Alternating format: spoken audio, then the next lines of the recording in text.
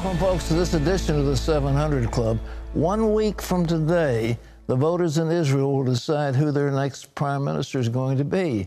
Is it going to be Bibi Netanyahu, whose close association with President Trump seems to be paying off, or will it be the former chief of staff, Benny Gantz, the black and white, I believe that's what they call the party?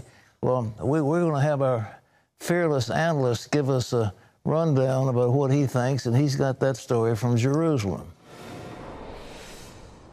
Depending on which poll you believe, Netanyahu's party is running a little ahead of or a little behind the new blue and white party.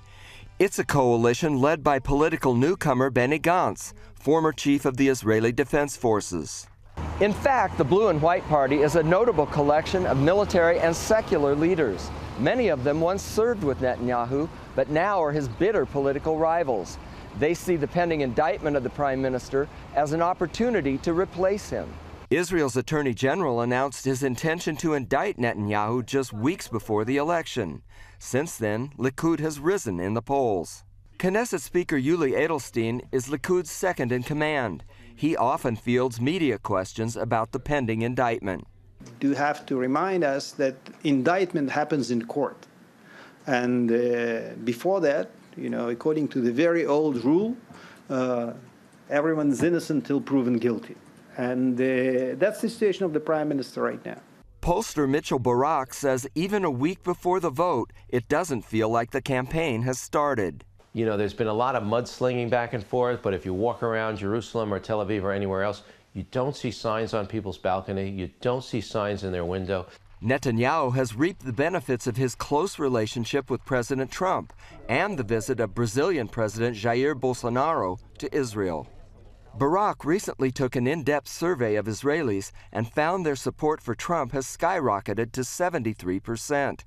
Trump has fulfilled a dream basket of Israeli wishes, from moving the U.S. Embassy to Jerusalem, to recognizing the Golan as part of Israel, to cracking down on Iran and Palestinian terrorists. So Israelis really, to a certain extent, see that there's a Likudnik, if you will, a Likud person in the White House, and they see that Netanyahu is very, very close with President Trump. Israelis will decide April 9th whether those close U.S. ties will be enough to put Netanyahu over the top. Experts say many, if not most, voters won't even decide until the final 4 days. John Waggy, CBN News, Jerusalem. Well, thanks, John. One correction, it wasn't black and white, it's blue and white. It's Benny Gantz's party against Likud, but I declare the closeness with President Trump and that brilliant move on the Golan Heights and moving our embassy to Jerusalem has made a huge, huge difference. Well, our Middle East Bureau Chief, Chris Mitchell, is with us now. And Chris, what about those legal challenges? Are they going to have an impact? Well, they had an impact back on the announcement by the Attorney General a few weeks ago. That's when the polls, Likud went down, the blue and white went up. But right now, the polls have changed, and right now they're about neck and neck. And you could say that the announcement has sort of been baked into the polling numbers right now. So I think that's not going to have a huge impact.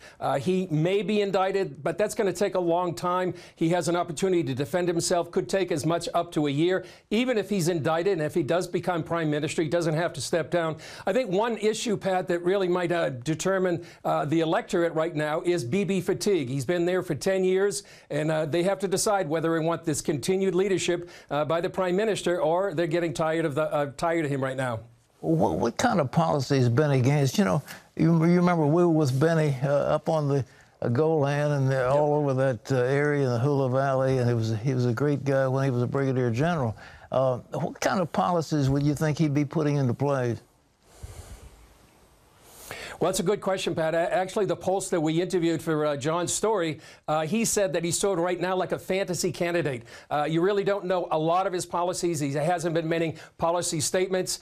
So it really is determined whether Israelis are going to sort of fill in that fantasy, fill in the blank, and see what kind of candidate he is. On security issues, Iran, Hezbollah, Hamas, I think everybody on the political spectrum is pretty much on the same page. You know that from meeting him up on the Hula Valley and during the Second Lebanon War. But it remains to be seen what's going to happen domestically. Likely there'll be big changes there, but there still remains to be seen what changes they would be. It looks like Bibi's running on the Trump ticket. Is Trump really that important in this election? I think he is. I think really what Netanyahu's been able to project is that he's a world leader. He's able to stand on the world stage with leaders like Vladimir Putin, leaders from Europe, but especially President Trump. He would love those polling numbers here in Israel, Pat. 73% of Israelis really support him. And you can go down the list. You can go down to moving the U.S. Embassy, recognizing Jerusalem as the capital, challenging the way Israel's been treated in the United Nations, and the latest thing, recognizing the Golan Heights. It really does kind of have an impact. The Pompeo visit, we were here just a few weeks ago with Secretary of State Mike Pompeo. He just visited Trump in the White House. So I think that's really going to have an impact. How you quantify that remains to be seen, but really there is no equal, I think, here in Israel of Netanyahu being able to stand on the world stage like he has for the last 10 years. I know this is an embarrassing question, but I'd like to give it anyhow. If you were going to pick, who would you pick? Who do you think the voters will say is the next man? Well, I may defer to our expert, John Waggy, but I would pick right now Netanyahu. I think the momentum is with him, and I think, as John noted, the last 4 days are really going to make a big difference. That's when Shabbat is going to be on Friday night. Shabbat's a big deal here, Pat. People, family, and friends, they sit around the tables, they talk about what's happening. Our pollster said, really, that's when people are going to sort of wake up and say, 4 days is election. My sense is they're going to stay with sort of the status quo, the fact that Netanyahu has been able to manage this geopolitical quagmire here in the Middle East. You have Iran on the Golan Heights. You have Syria really going through a dramatic change. And managing all this, the involvement of Russia, I think Netanyahu has been the one that has been able to help Israelis. And really, I think Israelis are going to be picking somebody they're going to feel secure with. So my bet would be Netanyahu. Well, Chris, we'll look forward eagerly 1 week from today to see what happens. Well, in other news, Democrats are getting ready to take legal action to force the early release of the Mueller report. John Jessup has that. That is right, Pat. The House Judiciary Committee will vote tomorrow to authorize subpoenas to obtain the full and complete Mueller report, along with all evidence gathered during the Russia-Trump investigation. On Wednesday, House Judiciary Committee Chairman Jerry Nadler and House Democrats plan to issue those subpoenas after setting today as a deadline to see Robert Mueller's findings. Attorney General William Barr released a summary of those findings last week, clearing the president of any collusion between the Trump campaign and the Russian government. But that's doing little to convince House Democrats, who still want to see the details of the full investigation. We're already hearing that the president may want to claim executive privilege on some of this. But the fact is, he has no right to claim executive privilege on any evidence of wrongdoing. But others, like famous legal professor Alan Dershowitz, say there's no legal basis to demand the investigation's unredacted release.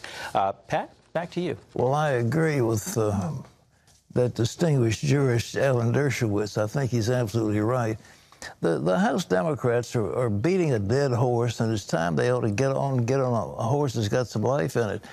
This business that I'm looking for more dirt on Trump, it's just not going to play. And Nadler, in my opinion, is barking up the wrong tree. You can't force an unredacted report to come out and force an attorney general to give something like that and make it public. That's just nonsense. You can't do it. And I've said before, and we've confirmed it with legal experts, this has to be pursuant to some legislative initiative. All these queries have got to be, and what is it the House Republicans are trying to do? What initiative are they trying to put in place? What legislation is going to flow out of these hearings? And the answer is none. John? Pat, Senate Republicans are heavily criticizing Democrats for holding up an aid bill for Midwestern states hit hard by floods in recent weeks. Democrats want to add more money for disaster aid for Puerto Rico, but President Trump says Puerto Rico has already gotten a great deal of money and accuses the local politicians of being corrupt and incompetent. Republicans say Democrats are just playing politics with the bill. The Midwest flooding did an estimated $1.3 billion of damages in Nebraska alone, including nearly $850 million in losses in crops and cattle. Operation Blessing is at work in Nebraska, helping people there hurt by the widespread flooding. The damage is so extensive that surging water levels have left large areas without any way to protect against future floods. Volunteers are working to remove debris and sheetrock from homes that have water damage. Jamie Brush says she's glad to have organizations like Operation Blessing help her elderly parents. My dad is 62 years old and my mom is almost 60 and she's not healthy, so she's unable to really help him. And so my siblings and I were really pushing for my parents to ask for volunteer help, and so they finally did, and now we have a big group of people here helping them, which is amazing.